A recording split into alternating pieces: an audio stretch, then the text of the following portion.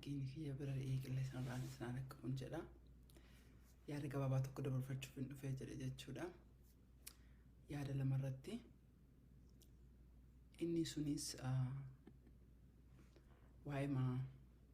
qeengadda torbee dabre dubbadheerra xiqqoo da'uu barbaada. Kun ammoo rakkoo tokko rakkoo gaariidha jedhee ilaalee jedha. Rakkoo irratti ammoo gargaarsa keessa waan barbaaduuf jechuudha. San dursee ka dubbachuu barbaadu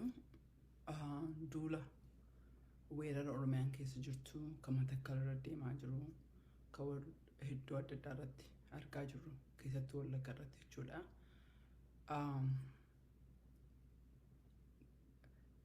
Garaan keenya oduubatti illee hafne jedhe hedduu nutti dhagahamee jedhe mootummaan kun Oromoodha jedhu Oromoo nyaachisa. Garuu wanni isin gaafadhoo jiraadhe isa irratti warra rakkoo kana keessa jirtaniif simbira jirra. Allis karaa rabbiitis simbira jirra. Warroota kaawwan ammoo hedduu namoota gargarii kan maxxansitan arginaa jenna. Sun bareedaa maxxansaa jenna. Garuu nuuf illee akka ta'uuf nuti dalagaan keenya ollaan inni guddaan akka ollaatti dubbachaa jiru akkuma seenaatti dubbadhaa jira. More of advocacy jechuudha. Reportii namni ganaa du'ee namni ganaa maaltee baasuu osoo hin ta'in suni reportii katabuu jechuudha. Sanii miti fookasii number one hin kenna advocacy jechuudha. Waan Oromiyaa keessatti ta'aa jiru rakkoo Oromoo irra gahaa jiru poolisii jijjiirraa poolisii irratti fookas goona kuuwwan hundinuu achirraan gadi aana jechuudha. Kan irratti ka dubbachuu barbaadee jedhee argaa jirraa hojjedhisna illee jechuu barbaadee jira. Anyway. Wannan as bahee sin dubbachuu barbaadeef engadda waa'ee Yemen irratti xiqqoo dubbadhee ture dhaabbilee adda addaa wajjin akkaasaa qabnu haasasan keessa irratti namoonni adda addaa asuma biyya Ameerikaa kana keessa fira qabnaa yookiin ammoo birrii karaa Yemen jirtan namoonni adda addaa kan qunnamaa jirtan hin jira. Nuuf folchaa isin hin jira duraan dursee jechuudha hunda keessan yoo deebisuu baadhee jedhellee rakkoon keenya akkuma beektan hedduudha. Mara godhuu hin dandeenye. In ulfaatee jedhee so kanaafuu wanni isin karadhu yoo jiraatee jedhee karaa akkamitti information kana akka nuuf kennitan hin baasne jenna. Karaa saniin maqaa guutuu nuuf kennitan jechuudha. Hopefully waa tokko eegaa jirra warra irraa akka chaayinaalii nu banamuu fi marattuu sunu obsaa eegaa because waan Yemen irratti qofaa miti ka dalagnu sunillee ka sadaffaa irratti isiniin jennee jirra. Wanti guddaan nu goona advocacyidha. Sanaafiyyuu warroonni maatii Yemen keessaa qabdan yookiin ammoo bakkuma feetii yoo ta'u Saawudiillee akkasumas waan namni keenyatti jiru kan argaa jirtanii waan namni keenyallee godhaa jiru argaa jirtan jechuudha. Kan akkasii dubbadhaa jiruu fi waan hin gadda dubbadheef namoonni hedduun na qunnamtanii ani nam tokko wanna qunnamamuu nama hedduu dhimbirraa haasaa oolamoo dhimma hedduu waan ta'eef yeroo maras deebisuullee waan ta'eefis asumaan carraa kana fayyadameetiin isinitti mu barbaadeetiin because in arganamoonni gariin in firri kiyyaas jira firra kiyyaa dubbisii waan adda addaa hin danda'u akkasitti eenyuun bilbiluu hin danda'u so waan akkanaa kana beekaa isin jechuu barbaada. Kanaafiyyuu warri Yemen keessa jirtan keessattuu karaa yeroo baay'ee dubbadhee jira arafaatiin maaliif hojjetan tokkoffaa nama ka dhimma kana irratti focus godhee dalaguu wajjin isii waan dalagaa jirtuuf isiidha the best. Compiled kennee gara isii dabarsinaa isitu karaa kan dabarsee jira jechuudha. Dhaabbilee kaawwan ka waliin dalagnu dhimma ka jala deemaa jiru warra biddarraa hafe ta'ee warra adda addaa illee ka ta'e jechuudha. Kanaafiyyuu please nu obsaa isiniin jedha. Anyway wanni guddaan as bahee fi yaada gabaabaa tokko rakkoo tokkotu nu qanname illee miti rakkoo gaariidha jedhee ilaalee jedha. Maal isinitti fakkaate? Kuni ayyoo abboof akka dargaggootaaf illee boodallee wadageettan maybe itti yaadan jechaaf itti maa jira jechuudha. Rakkoon suni namni volunteer godhu university adda addaatu nutti dhufaa jira. Manni barumsaa adda addaa from Europe UK irraa jalqabee as university adda addaa akka Washington DC kan keessa New York irraa bakka adda addaa nutti dhufaa jiran. Volunteerii warra adii kana nama 10 wayi ol qabna advocacy qofa jechuu ka educational mataa isaatti qabaatanii suni karaa 10 wayi qaban jarrillee nan beeka kennayyuu 15 deemaa jira jechuudha. Hin rakkannee jennee rakkoon nu rakkannee jennee namoonni interestii man barumsaan wajjin dalaguu barbaadu hedduutu jira. Because dhimmi Oromoo kun dhimma hedduu dhokata keessa waan tureefi barattoonni adda addaa ittirraa istadii adda addaa gochuu barbaadu. Garuu ammaa rakkannee capacity dhabne ijoollee mataan as finnee akka ofii dalagsiisnu capacity dhabne. Capacity itti dhabne sun maalidha? ijoolleen tun faranjiidha afaan oromoon dhageettu warra kochi deeman so afaan oromoo hin dubbistu kanaafiyyuu namni oromoo tokko jara wajjin dalaguu qaba even keezi mamma yeman keessatti amma wanti akkaataa dalagaa jirru nama oromoo tokko tu qabaanne nama oromoo tokko afaan oromoo dhagahaa afaan ingiliffaatiin kataba sinigalee nam editoroonni adda addaa hin jiru kanneen rakkoo hin qabnu nama gahaa harka lamaa sadii leerii afur shan qabna dhimma tokko irra ka dalagu jechuudha nama faranjii ka ta'e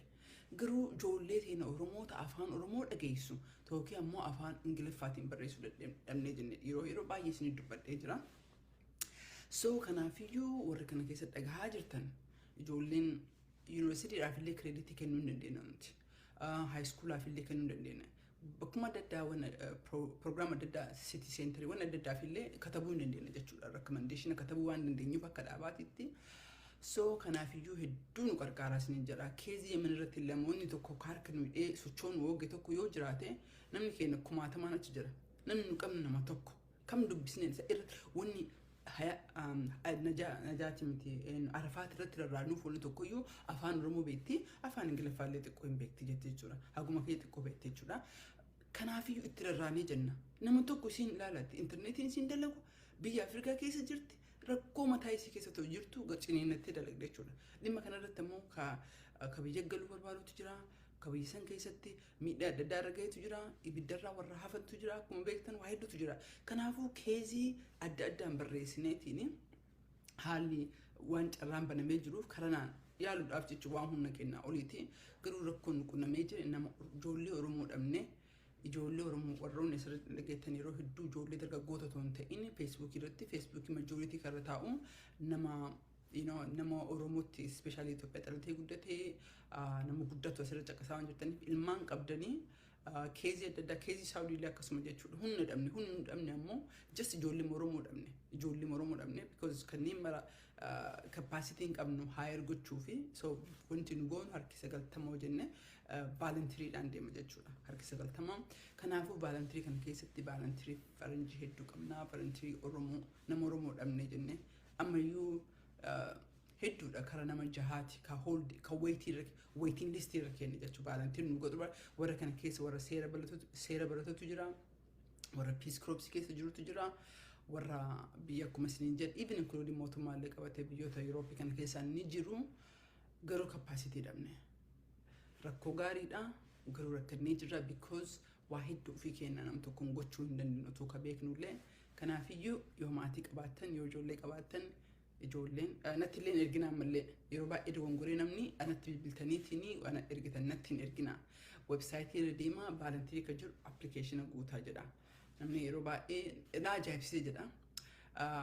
bakka hojii biraatti deemeetiin ni dalagaa ka oromoo biratti dalaguun barbaadu ijoolleen tuffii hagam akka tuffatan of jibbanii eenyummaa jiraa jibbanii ka oromoo biratti dalaguun barbaadu bakka biraa dhaqanii ammoo because kolleejii nuti illee barannee bira dabarre innaa kolleejii haayiskuulallee jiru kolleejiillee jiru jechuudha everybody internship barbaadee jira everybody is a mandatory dha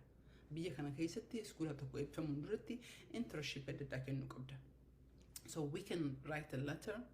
kanaafiyyuu of hammami in beertanii tema warri naftanyoon ergamtoonni amaraatun of oromummaa isii jibbiteetiin waliin hagasillee walitti dhiyaachuu baatee jedhee saba biraa ta'uu barbaadde saba bakka gosuma biraa ta'uu barbaadde oromoo tana ta'uu barbaadu jechuudha waan argee garii keessa ijoolleen ta'inillee tuffii of oromoo bira dalaguu tuffiidha yookiin ammoo wanuma adda addaatiin because dirqamni kun akka internship akka dalaganni hin beekna ka waan haarayaa miti marattiyyuu yeroo baay'ee karadheen jira yeroo baay'ee dubbadheen jira yoo boo'ichaanii asuma baaneetiin ijaa oollee boyaa oollee jijjiiraman finnu koordineetii kara ta'een qofa odeemne qofa karaa koordineetiin ta'een karaa hojii walirraan cinne odeemne qofa itti milkaa'uu dandeenya wanni itti milkaa'aa jirruuf wanni itti milkaa'aa turree fi because har'a gaafa rakkoo namaatti ol kaanee boru gallee hin rafne koordineetaan dalagnee deemne jechuudha har'a dhaabboleen adda addaas lufteetiin internshippiisni wajjin dalagna ka jedhaniif because waan dalagaa jiru waan argaa jiraniif garuu warroota kan akka fudhannu dhabnee rakkannee rakkoo guddaa keessa jirra maa hojjettanii namni keenya kan yeman jiru fakkii yeman irratti waan fookas godhuuf yeroo baay'ee yeman dubbadha akkasumas keenyaadha jechuudha afaan oromoo qofaan dubbatan afaan ingiliffaan saffisantii barreessuu hin danda'an kanaammoo nuti ijoolleen faranjiin tun afaan oromoon dhageettu nama afaan oromoo jiru irraa dhagahee achi immoo editorialiin hin jiru rakkoon hin jiru neetworkii hin qabne rakkoon hin jiru so kanaafiyyuu gurra ijoollee teessanii naa buusaa isiniin jedha nuti waan jirre barbaadu gochuuf hin dandeenyaa garuu this is a organization processiidhaan deema processiidhaan dhubata jechuudha we trying to create an institution akkuma yeroo baay'ee irratti dubbannee jenne regardless of nam tokko dhufee deemee kan